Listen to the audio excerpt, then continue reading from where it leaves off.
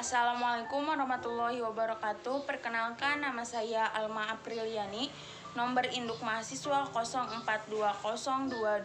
042022122197. Prodi Sejarah Peradaban Islam. Sekolah Tinggi Ilmu Adab dan Budaya Islam. Di sini saya akan menjelaskan tentang situs Astana Gede, mata kuliah Sejarah Peradaban Kuno di Indonesia. Mengenai sejarah lahirnya situs Astana Gede Kawali yang terletak di Dusun Indrayasa Kawali, keberagaman peninggalan sejarah pada masa lampau berupa 6 prasasti yang berbentuk 2 buah menhir, makam kuno, mata air Cikawali, batu Palinggi, punden berundak Lingga dan Yoni, di mana peninggalan bersejarah tersebut berasal dari 3 periode, yakni periode prasejarah, periode Hindu, dan periode Islam, serta membahas mengenai silsilah Raja-Raja Galuh yang berpusat di Kawali. Alasan Kawali dijadikan pusat kerajaan karena pada waktu itu di Jawa Barat berdiri kerajaan Salakanagara pada tahun 113 Masehi, yang seterusnya berkembang menjadi kerajaan Tarumanegara. Sedangkan kerajaan Galuh berdiri pada tahun 612 Masehi dan 675 Masehi berdirinya kerajaan Sunda, yang semuanya berasal dari kerajaan Tarumanegara. Jadi, mulai tahun 675 Masehi di wilayah Jawa Barat terdapat 2 kerajaan besar yang berpecah dari kerajaan Tarumanegara, yaitu yang pertama kerajaan Galuh dan kerajaan Sunda. Batas wilayah kedua kerajaan ini dari Sungai Citarum wilayah timur oleh kerajaan Galuh dan wilayah barat untuk kerajaan Sunda.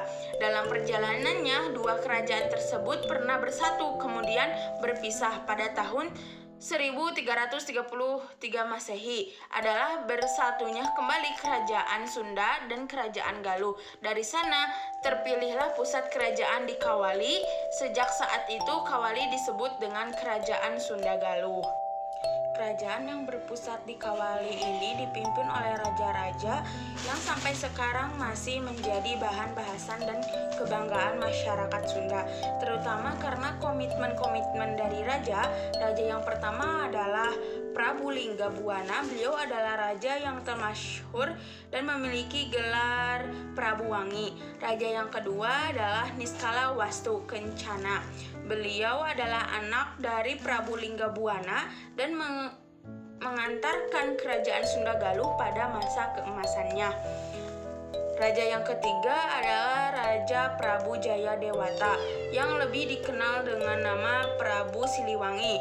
Ketiga raja ini sangat menentukan arah adat istiadat Sunda yang masih terjaga sampai sekarang. Jadi yang menamakan nilai-nilai kesundaan adalah raja-raja tersebut. Kabupaten Ciamis memiliki peninggalan arkeologis dan kepurbakalaan situs-situs dari berbagai masa. Yang pertama situs purbakala, yang kedua situs masa Hindu-Buddha, yang ketiga situs masa pertumbuhan dan perkembangan agama Islam, yang keempat situs kolonial Belanda, yang kelima situs masa revolusi, yang keenam naskah-naskah kuno, yang ketujuh benda pusaka perang, yang kesembilan tradisi masyarakat. Adapun prasasti yang terdapat di Astana Gede Kawali, yang pertama batu tulis yang berbentuk segi empat tak beraturan, letaknya melintang ke arah utara selatan, ukurannya panjang kanan 75 cm, panjang kiri 67 cm, lebar depan 46 cm, lebar bawah 47 cm, yang berisi nihan tanpa kawali, nusia mulia tanpa bahagia. Prabu Raja Wastu menggandeng di Kutai Kawali, Nuwahayu Nakadatuan Surawisesa, Nu maringgi sakuliling dayeuh nu jalur sagala desa, aya manu panderi, pakeuna gawe rahayu, peukeun heubeul jaya dina buana.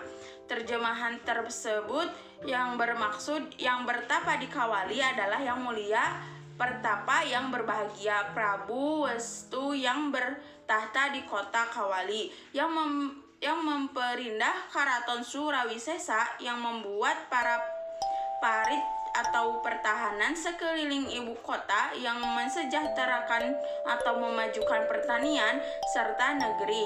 Semoga ada mereka yang kemudian membiasakan diri berbuat kebajikan agar lama berjaya di dunia.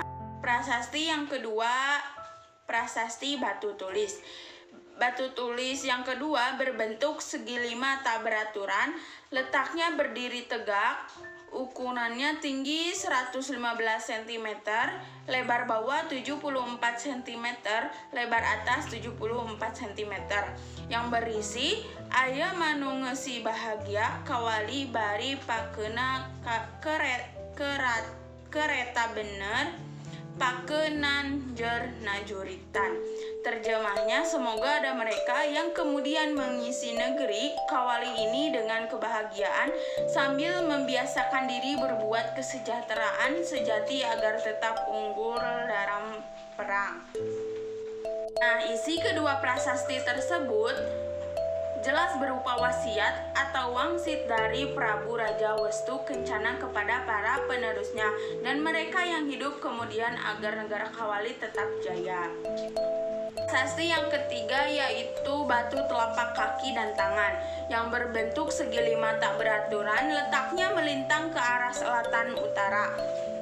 Ukurannya panjang kanan 75 cm, panjang kiri 55 cm, panjang bawah 60 cm, lebar atas 113 cm, lebar tengah 111 cm.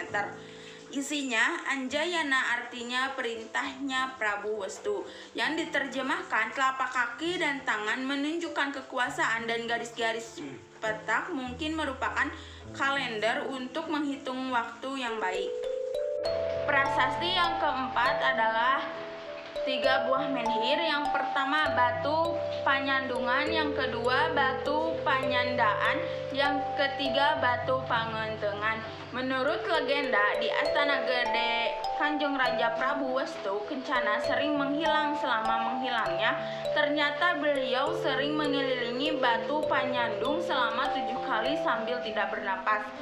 Selesai mengelilingi batu panyandungan tersebut, beliau merasa pusing kepalanya. Kemudian beliau memberikan peringatan kepada orang-orang yang ingin memadu atau nyandung bahwa rasa pusingnya seperti orang yang sedang mengelilingi batu 7 kali.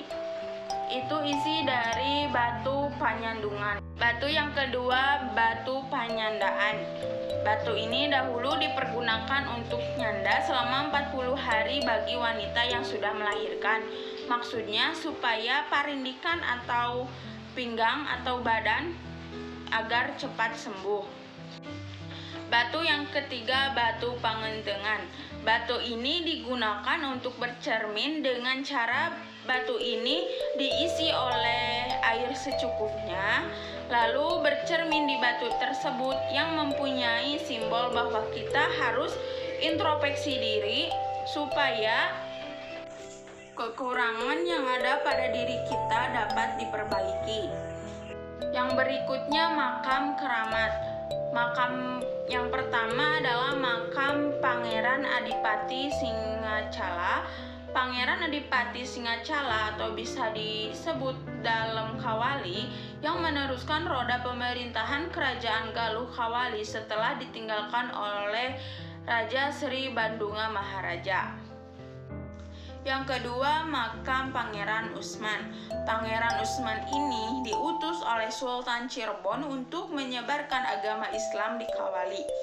Penyebaran agama Islam di Kawali mendapat dukungan dari Pangeran Singacala untuk bisa menyebarkan agama Islam tersebut.